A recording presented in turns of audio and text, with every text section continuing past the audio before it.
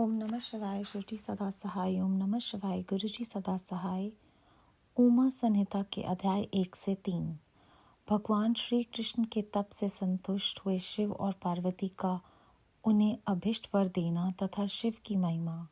योधते भुवनानि सप्त गुणवान सृष्टा रज संशय संहर्ता तम सान्वितो गुणवंती आयामतीत्य स्थित सत्यानंद नथ बोधम मूलः ब्रह्माद संज्ञासपदम नित्यम सत्वस्मन व्याधिगत्य पूर्ण शिव धीमहि। जो रजोगुण का आश्रय ले संसार की सृष्टि करते हैं, सत्वगुण से संपन्न हो सातों भुवनों का धारण पोषण करते हैं, तमोगुण से युक्त हो सबका संहार करते हैं तथा त्रिगुणमयी माया को लांघ कर अपने शुद्ध स्वरूप में स्थित रहते हैं, उन सत्यानंद स्वरूप अनंत बोध में निर्मल एवं पूर्ण ब्रह्म पालन के समय विष्णु और संहार काल में रुद्र नाम धारण करते हैं तथा सदैव सात्विक भाव को अपनाने से ही प्राप्त होते हैं। ऋषि बोले, महाज्ञानी व्यास शिष्य सूची, आपको नमस्कार है। आपने कोटि रुद्र नामक चौथी संहिता हमें सुना दी। अब उमा संहिता के अंतर्गत नाना प्रकार के उपाख्यानों से युक्त हो परमात्मा सांबे सदाशिव का चरित्र है, उसका वर्णन कीजिए। सूची ने कहा, शौनक आदि महर्षियों, भगवान शंकर का मंगलमय चरित्र परम दिव्य एवं भोग और मोक्ष को देने वाला है। तुम लोग प्रेम से इसका श्रवण करो। पूर्व काल में मुनिवर व्यास ने सनत कुमार के सामने ऐसे ही पवित्र प्रश्न को उपस्थित किया था और इसके उत्तर में उन्होंने भगवान शिव के उत्तम चरित्र का गान किया था।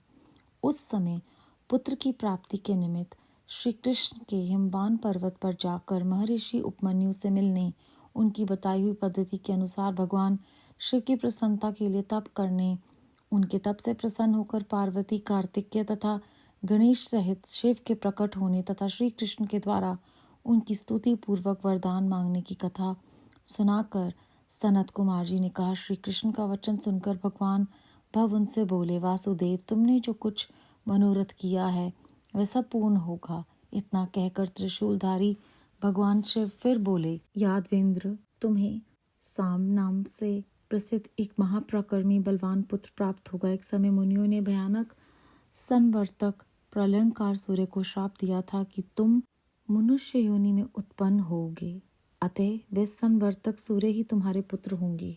इसके सिवा जो जो वस्तु तुम्हें अभिष्ट है वह सब तुम प्राप्त करो।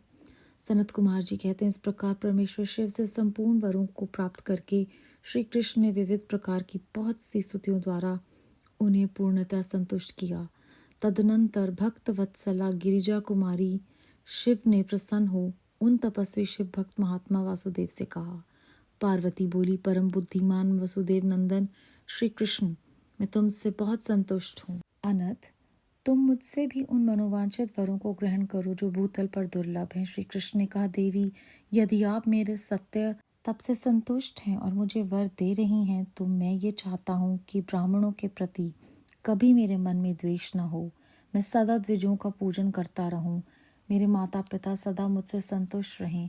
मैं जहाँ कहीं भी जाऊं समस्त प्राणियों के प्रति मेरे हृदय में अनुकूल भाव रहे। आपके दर्शन के प्रभाव से मेरी संतति उत्तम हो। मैं सैकड़ों यज्ञ करके इंद्र आदि देवताओं को तृप्त करूं। सहस्रों साधुओं, सन्यासियों और अतिथियों को सदा अपने घर पर श्रद्धा से पवित्र अन्न का भोजन कराऊं। भाई बंधुओं के साथ नित्य मेरा प्रेम बना रहे तथा मैं सदा संतुष्ट रहूं। सनत कुमार जी कहते हैं, श्री कृष्ण का वह वचन सुनकर संपूर्ण अभिष्टों को देने वाली सनातनी देवी पार्वती विस्मित हो उनसे बोली, वासुदेव, ऐसा ही होगा, तुम्हारा कल्याण हो। इस प्रकार श्री कृष्ण पर उत्तम कृपा करके उन्हें उन वरों को देकर पार्वती देवी तथा परमेश्वर शिव दोनों वहीं अंतर ध्यान हो गए। तदनंतर केशिहिता श्री कृष्ण ने मुनिवर उपमन्यु को प्रणाम करके उनसे वर प्राप्ति का सारा समाचार बताया। तब उन मुनियों ने कहा, जनार्दन, संसार में भगवान शिव के सिवा दूसरा कौन महादानी ईश्वर है तथा क्रोध के समय दूसरा कौन अत्यंत दुस्सह हो उठता है। महायशस्वी गोविंद, दान, तप, शौर्य तथा स्थिरता में शिव से बढ़कर कौन है। थे तुम शंभु के दिव्य ऐश्वर्य का सदा श्रवण करते रहो।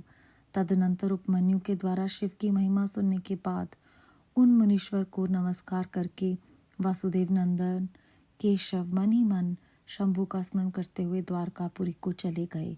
अध्याय 1 से 3 समाप्त। इस अध्याय में हमने जाना कि श्री कृष्ण के तप से संतुष्ट होकर शिव जी और पार्वती जी उन्हें अभिष्ट वर देते हैं। शिव जी महाराज उन्हें बताते हैं कि तुम्हारे घर में सूर्य जो हैं वो पुत्र के रूप में उत्पन्न होके आएंगे। एक बार मुनियों ने जो है वो सूर्य को श्राप दिया था कि एक बार तुम मनुष्य योनि में आओगे तो जो अभिष्ट वस्तु है वो भी उन्होंने कृष्ण जी महाराज को दी और पार्वती माता ने भी उनके समस्त मनोरथों को पूर्ण किया। जब कृष्ण जी ने उपमन्यु को ये सब बताया तो उपमन्यु ने कहा कि पूरे संसार में शिव जी ही महादानी ईश्वर हैं। दान, तप, शौर्य और स्थिरता में शिव से बढ़कर कोई नहीं है, इसलिए तुम हमेशा उन्हीं का नाम स्मरण करते रहो। मन में शिव जी का ध्यान करते हुए श्री कृष्ण जी द्वारकापुरी चले गए। बेअंत शुक्राना गुरु जी महाराज। ओम नमः शिवाय। शिव जी सदा सहाय। ओम नमः शिवाय। गुरु जी सदा सहाय।